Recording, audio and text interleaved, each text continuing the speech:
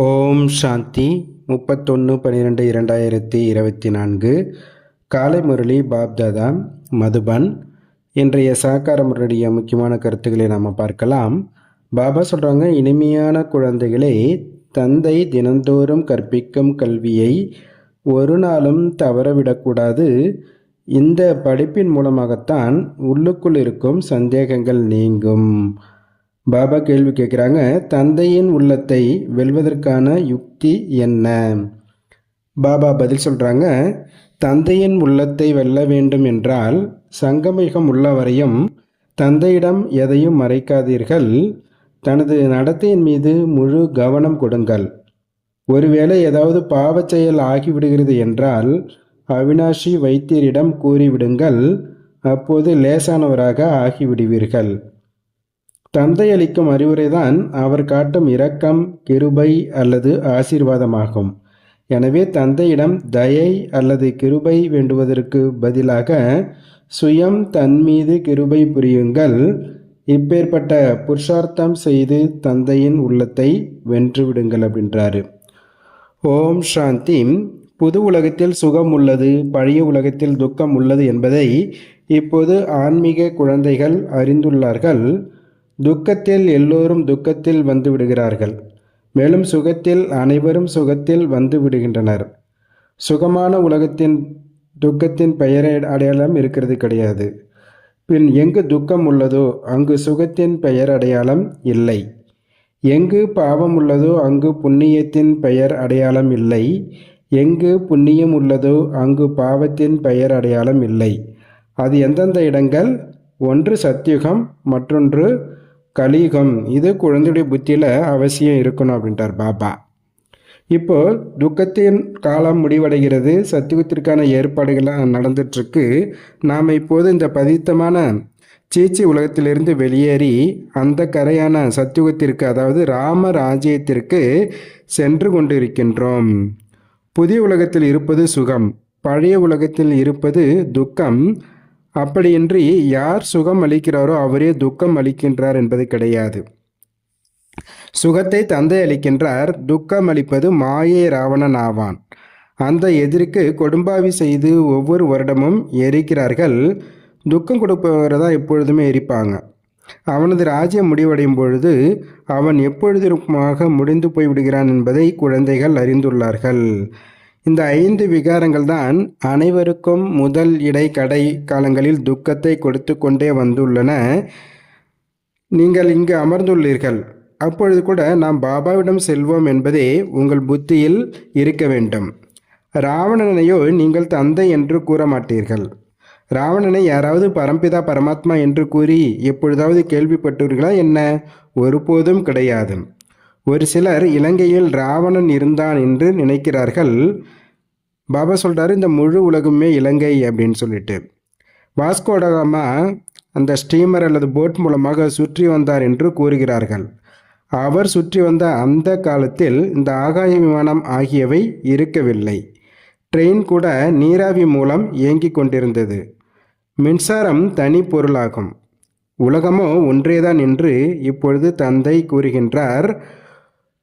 புதிதிலிருந்து பழையதாகவும் பழையதிலிருந்து புதியதாகவும் ஆகின்றது. ஸ்தாபனை பாலனை விநாசம் என்று கூறப்படுவது கிடையாது. முதலில் ஸ்தாபனை, பிறகு விநாசம், பின்னால் பாலனை. இதுதான் சரியான வார்த்தைகளாகும். பின்னால் ராவணனின் பாலனை ஆரம்பமாகின்றது. அது பொய்யான விகாரி பதித்தமாக ஆவதற்கான பாலனையாகும். அதனால் எல்லோரும் துக்கமுடர்களாக ஆகிறார்கள். தந்தையோ ஒரு பொழுதும் யாருக்கும் துக்கம் கொடுப்பது கிடையாது. இங்கோ தமோ பிரதானமாக ஆகிவிட்ட காரணத்தினால் தந்தையையே சர்வவியாபி என்று கூறிவிடுகிறார்கள்.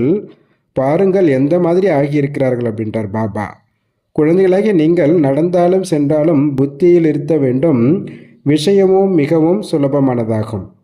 அல்ஃப் தந்தை பற்றிய விஷயம் மட்டுமே ஆகும். முகமதிகள் கூட எழுந்து அல்லாவை நினைவு செய்யுங்கள் என்று கூறுகிறார்கள். நீங்களும் அதிகாலையில் எழுந்திருக்கிறீர்கள். அவர்கள் அல்லா அல்லது குதாவை நினைவு செய்யுங்கள் என்று கூறுகிறார்கள். நீங்கள் தந்தையை நினைவு செய்யுங்கள் என்று கூறுவீர்கள். பாபா என்ற வார்த்தை மிகவும் இனிமையானது ஆகும். அல்லாஹ் என்று கூறுவதால் ஆஸ்தி நினைவுக்கு வராது. பாபா என்று கூறுவதால் ஆஸ்தி நினைவுக்கு வந்துவிடுகின்றது. முகமதியர்கள் தந்தை என்று கூறுவது கிடையாது. அவர்கள் பின் அல்லாஹ் மியா என்பார்கள். மியா பீபி இந்த அனைத்து வார்த்தைகளும் பாரதத்தில் உள்ளன. பரமபிதா பரமாத்மா என்று கூறும் பொழுதும் சிவலிங்கம் மட்டுமே நினைவுக்கு வரும். ஐரோப்பியர்கள் காட்ஃபாதர் என்று கூறுகிறார்கள். பாரதத்திலோ கல் மண்ணை கூட பகவான் என்று நினைத்து கொண்டு விடுகிறார்கள். சிவலிங்கம் கூட கல்லிலால் ஆனதாகும். இந்த கல்லில் பகவான் அமர்ந்துள்ளார் என்று நினைக்கிறார்கள். பகவானை நினைவு செய்யும் பொழுது கல்தான் முன்னால் வந்து விடுகின்றது. கல்லினை பகவான் என்று நினைத்து பூஜிக்கிறார்கள். இந்த கல் எங்கிருந்து வருகிறது? மலைகளின் அருவிகளில் விழுந்து விழுந்து வழவழப்பான உருண்டையாக ஆகிவிடுகிறது. பிறகு இயற்கையான ஒரு அடையாளமாகவும் ஆகிவிடுகிறது. தேவி தேவதைகளின் விக்கிரங்கள் இதுபோல் ஆவதில்லை. கல்லை செதுக்கி செதுக்கி காது, வாய், மூக்கு மற்றும் கண் ஆகியவைகளை எவ்வளவு அழகாக வடிவமைக்கிறார்கள், நிறைய செலவு செய்கிறார்கள். ஆனால் சிவபாபாவின் விக்கிரகத்திற்கு பெரிய செலவு ஒன்றும் கிடையாது. அதான் பாருங்க, அவர் செல்ஃப் மேடு, தானாக உருவானவர் சிவபாபா. தேவதைகள்லாம் அவங்க உருவாக்கப்படுறாங்க. அதனால பாருங்கள், இயற்கையாகவே சிவலிங்கெல்லாம் வந்து உருவாகுது. சிவன் கோயில் கட்டும்போது கூட அங்கே அந்த இடத்துல தோண்டினாங்க, லிங்கம் கிடச்சிது, அந்த இடத்துல கோயில் கட்டினாங்க. அப்படி தான் வரலாறு நம்ம பார்க்குறோம். ஆனால் தேவதைகள்லாம் அவங்க உருவாக்கப்படுகிறார்கள். இப்போது நாம் அதே உயிருள்ள தெய்வ தேவதைகளாக சுயம் ஆகி கொண்டு இருக்கிறோம் என்பதை தந்தையாகிய நமக்கு புரிய வைக்கிறார். நீங்கள் சைத்தன்யமாக இருக்கும் பொழுது பூஜை ஆகியவை ஆவது கிடையாது. கல் போன்ற புத்தியுடர்கள் ஆகும் பொழுது கல்லுக்கு பூஜை செய்கிறார்கள். சைத்தன்யமாக இருக்கும் பொழுது பூஜைக்கத்தக்கவர்களாக இருந்தார்கள். பிறகு பூசாரி ஆகிவிடுகிறார்கள். அங்கு யாரும் பூசாரியும் இருப்பதும் கிடையாது, கல்லினுடைய விக்கிரமும் இருப்பது கிடையாது. அங்கே சொர்க்கத்தில் அங்கே அவசியமே கிடையாது. யார் சைத்தன்யமாக இருந்தார்களோ அவருடைய அடையாளம் நினைவார்த்திற்காக கற்களுடையதை வைக்கிறார்கள். இப்போது இந்த தேவனுடைய கதையை பற்றி உங்களுக்கு தெரிய வந்துள்ளது. இந்த தேவதைகளின் வாழ்க்கை சரித்திரம் எப்படி இருந்தது, அதுவும் மிகவும் மீண்டும் திரும்பவும் நடைபெறுகிறது. இதற்கு முன்பு ஞானக்கண் இருந்ததில்லை. அப்பொழுது கல் புத்தினராக இருந்தோம். இப்போ தந்தை மூலமாக ஞானம் கிடைச்சிருக்கு. ஞானம் ஒன்று தான், ஆனால் எடுப்பவர்கள் வரிசைக்கிரமாக இருக்காங்க அப்படின்றார் பாபா.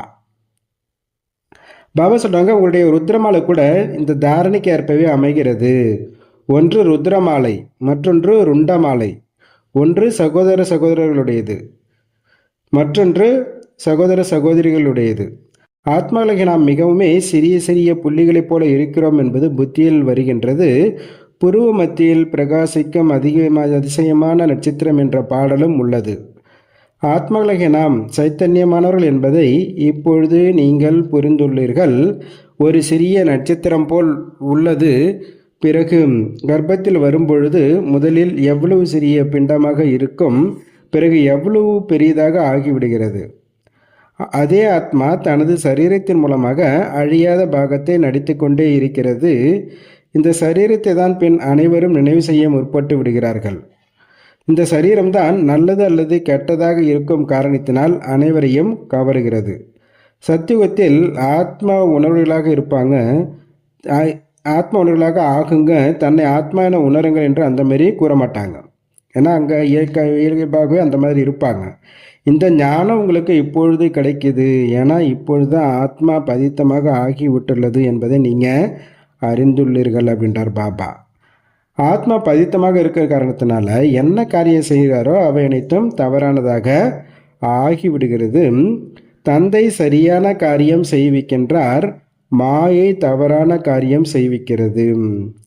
எல்லாவற்றையும் விட தவறான காரியம் என்னன்னா தந்தையை சர்வியாபி என்று கூறுவது. ஆத்மா நடிக்கும் பாகமானது அழியாதது ஆகும். அந்த பாகம் என்றது எரிக்கப்படுறது கிடையாது, அதுக்கு பூஜை நடக்குது. சரீரம் தான் எரிக்கப்படுது. ஆத்மா சரீரத்தை விட்டு விடும் பொழுது சரீரத்தை எரிக்கிறாங்க. ஆத்மா மற்றொரு உடலில் பிரவேசம் செய்து விடுகிறது.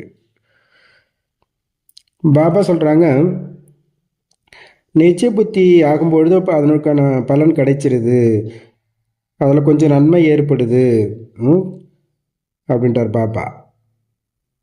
இது எவ்வளோ பெரிய எல்லையில்லாத விருட்சம். யார் முதல் நம்பரில் செல்ல வேண்டியுள்ளதோ அவங்க முதலில் வருவாங்க. ஏன்னா எல்லாரும் வரிசைக்கிரமாக இருக்காங்க இல்லையா? எல்லா சூரிய வம்சத்தினருமே ஒரே நேரத்தில் வரமாட்டாங்க, ஒன்றா வரமாட்டாங்க.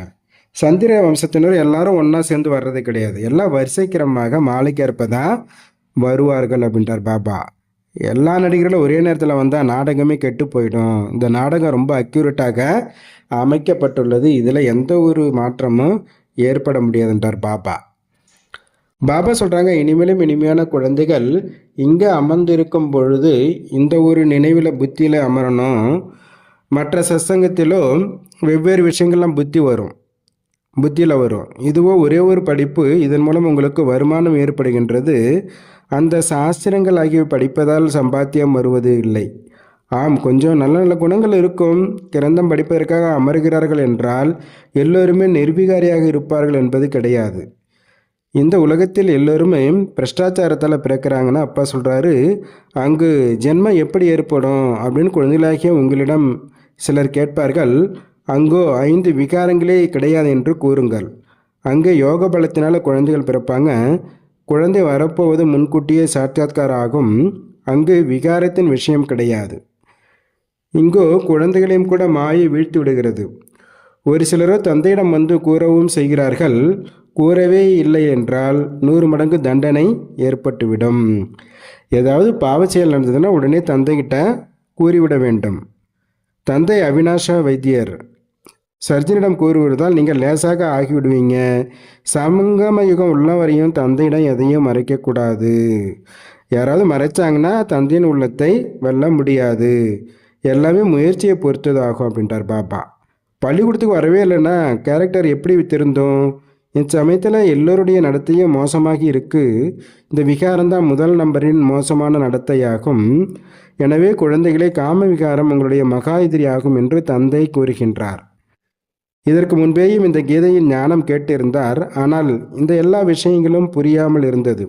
இப்பொழுது தந்தை நேரடியாக டைரெக்டாக கீதையை சொல்கிறாரு. இப்பொழுது தந்தை குழந்தைகளாக உங்களுக்கு திவ்ய புத்தி அளித்துள்ளார். எனவே பக்தியுடைய பேரை கேட்டாலும் பக்தி மதத்தில் என்னென்னலாம் செஞ்சிட்டு இருந்தோம் அதெல்லாம் கேட்டு சிரிப்பு தான் வருது. இப்போது தந்தை வந்து அறிவுரை அளிக்கின்றார். இதில் தயை, கிருபை அல்லது ஆசீர்வாதத்தினுடைய விஷயம் எதுவும் கிடையாது அப்படின்றார் பாபா. தந்தையை ஒவ்வொரு குழந்தைக்கும் ஒன்று போல தான் பாபா வந்து ஞானம் கொடுக்குறார். ஆனால் படிக்கிறதுல வரிசைக்கிரமம் வந்து ஏற்பட்டுடுது. அப்போ பாபா சொல்கிற ஞானத்தை கேள்விப்போது ஆழமான விஷயங்கள் வெளிப்படுது அப்படின்னா பழைய சந்தேகங்கள்லாம் பறந்து போயிடுது. பிறகு சுதாரித்து கொண்டு விடுகிறார்கள். அதனால் பாபானுடைய படிப்பை ஒருபோதும் தவறவிடக்கூடாது. முக்கியமானது தந்தையினுடைய நினைவு. கூடவே தெய்வீக குணங்களையும் தாரணை செய்யணும். யாராவது ஏதாவது சீச்சியாக பேசினாங்கன்னா கேட்டும் கேட்காமல் இருந்து விட வேண்டும். Hear no evil. தீவற்றை கேட்காதீர்கள், பார்க்காதீர்கள், பேசாதீர்கள், எண்ணாதீர்கள். உயர்ந்த பதவியை அடைய வேண்டும் என்றால் மானம், அவமானம், துக்கம், சுகம், வெற்றி, தோல்வி அனைத்தையும் அவசியம் சகித்து கொள்ள வேண்டும். தந்தை வந்து எவ்வளவு வழிமுறைகள் சொல்கிறாரு. பிறகும் குழந்தைகள் தந்தை கூறுவதையும் கேட்டும் கேட்காமல் இருந்து விடுகிறார்கள் என்றால் அவர்கள் என்ன பதவி அடைவாங்க அப்படின்றார் பாபா. அசரீரி ஆகாத வர மாயினுடைய ஏதாவது காயம் ஏற்பட்டு கொண்டே தான் இருக்கும். தந்தை கூறுவதை ஏற்கவில்லை என்றால் தந்தையை அவமதிக்கிறார்கள். பிறகும் தந்தை குழந்தைகளே சதா நீடூடி வாழ்ந்து கொண்டே இருங்கள் மற்றும் தந்தையை நினைவு செய்து உயர்ந்த பதவியை அடைங்கள் என்று கூறுகின்றார். தாரணிக்கான முக்கிய சாரம் ஃபஸ்ட்டு பாயிண்ட்டு, யாராவது தப்பும் தவறுமான விஷயங்களை பேசினால் கேட்டும் கேட்காமல் இருந்துவிட வேண்டும். ஹியர் நோ ஈவில், அதாவது தீயவற்றை கேட்காதீர்கள், பார்க்காதீர்கள், பேசாதீர்கள், எண்ணாதீர்கள். துக்கம், சுகம், மானம், அவமானம் அனைத்தையும் சகித்து கொள்ள வேண்டும். 2வது பாயிண்ட்டு, தந்தை கூறுவதை கேட்டும் கேட்காமல் இருந்துவிட்டு தந்தையை அவமதிக்கக்கூடாது. மாயை காயப்படுத்துவதிலிருந்து தப்பித்து இருப்பதற்காக அசரீரியாக இருப்பதற்கான பயிற்சி அவசியம் செய்ய வேண்டும். பாபா வரதானே கொடுக்குறாங்க. தந்தைக்கு சமானமாக கருணையுள்ளம் உடையவராகி அனைவரையும் மன்னித்து சிலேகம் அணிக்கக்கூடிய மாஸ்டர் வள்ளல் ஆவீர்களாக. எப்படி தந்தைக்கு கருணையுள்ளம் உடையவர் மெர்சிஃபுல் என்று கூறுகின்றார்களோ அதே போல குழந்தைகளாகிய நீங்களும் மாஸ்டர் கருணையுள்ளம் உடையவர்கள் ஆவீர்கள்.